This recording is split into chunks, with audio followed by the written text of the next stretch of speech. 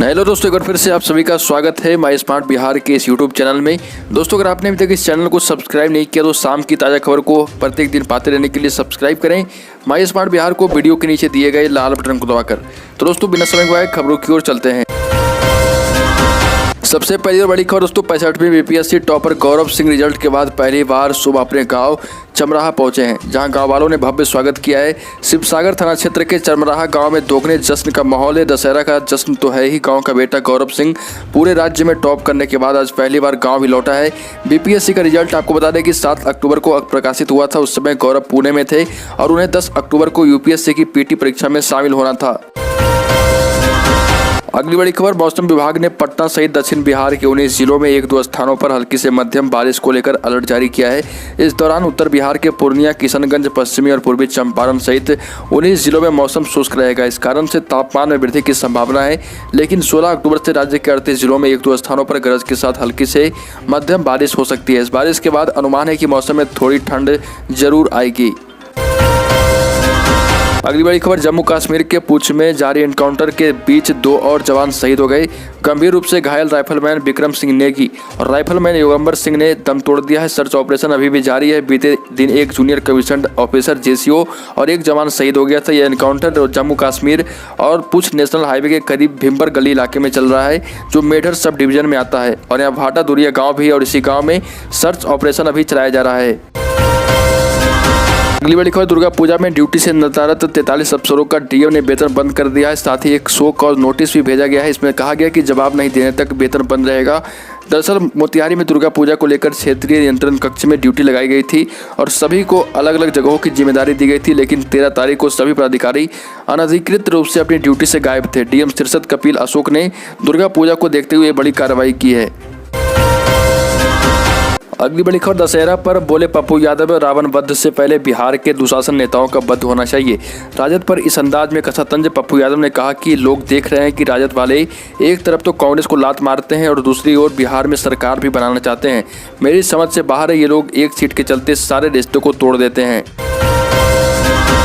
अगली बड़ी खबर, दीपावली एवं छठ में बिहार आने वाले लोगों की होगी कोविड जांच। छपरा में होगा सभी का टेस्ट। संक्रमण की तीसरी लहर की आशंका के बीच प्रशासन अपनी तैयारियों में जुट गया है।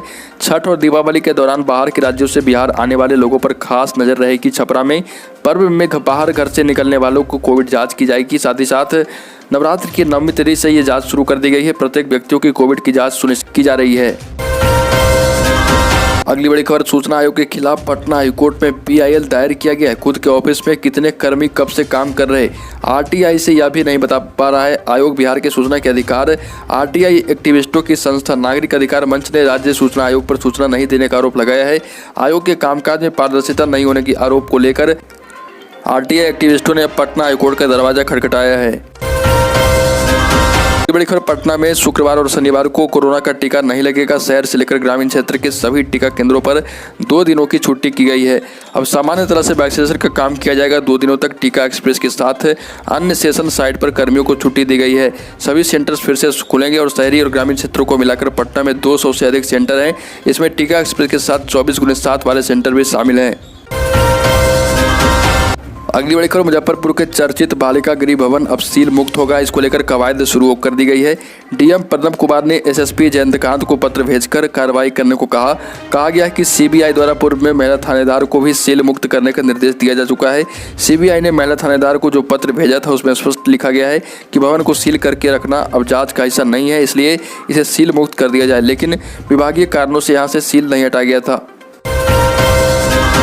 अगली बड़ी खबर, बिहार में 3 चरणों का पंचायत चुनाव संपन्न हो चुका है। इन 3 चरणों में मतगणना को लेकर आयोग के पास कई तरह की शिकायतें आई है। आयोग ने ऐसे विभिन्न मामलों को लेकर सभी जिला निर्वाचन पदाधिकारियों को पत्र जारी किया है। पत्र में सख्त निर्देश देते हुए कहा गया कि मतगणना के मामलों में गड़बड़ी करने के दोषी पाए जाने वाले अधिकारियों और कर्मचारियों पर केस दर्ज किया जाए। नियमों के मुताबिक किसी सीट पर मतगणना शुरू करने की घोषणा लाउड स्पीकर से की जाती है। ऐसा इसलिए किया जाता है कि संबंधित सीट से जुड़े उम्मीदवार मतगणना के दौरान उपस्थित रहें, लेकिन आयोग को शिकायत मिली है कि मतगणना केंद्र पर इस नियम का पालन नहीं किया जाता है। अगली बड़ी खबर, आरएसएस के स्थापना दिवस और विजयादशमी के मौके पर संघ प्रमुख मोहन भागवत ने नागपुर में संबोधन दिया। इस दौरान उन्होंने आतंकवाद, पाकिस्तान और चीन पर निशाना साधा। जम्मू कश्मीर में फिर से टारगेट किलिंग शुरू होने पर चिंता जताई और जनसंख्या नीति पर नसीहत दी है। साथ ही इस बात पर जोर दिया कि हिंदुओं को संगठित होने की जरूरत है। अगली बड़ी खबर, भारत को 6वीं बार संयुक्त राष्ट्र मानवाधिकार परिषद यानी यूएनएचआरसी की सदस्यता के लिए चुना गया है। भारत का कार्यकाल 2022 में शुरू होगा। भारत का चुनाव गुप्त मतदान के जरिए हुआ और इसमें भारत ने भारी बहुमत हासिल किया है। इसके बाद संयुक्त राष्ट्र में भारतीय मिशन ने सम्मान, संवाद और सहयोग के जरिए मानवाधिकारों के प्रचार और संरक्षण के लिए काम करते रहने की बात कही है। अगली बड़ी खबर, बिहार पंचायत चुनाव में गरुड़ ऐप से काम नहीं करने के कारण 45 बीएलओ से स्पष्टीकरण मांगा गया है। मामला जिले के अनुमंडल क्षेत्र के डेहरी डालमिया नगर परिषद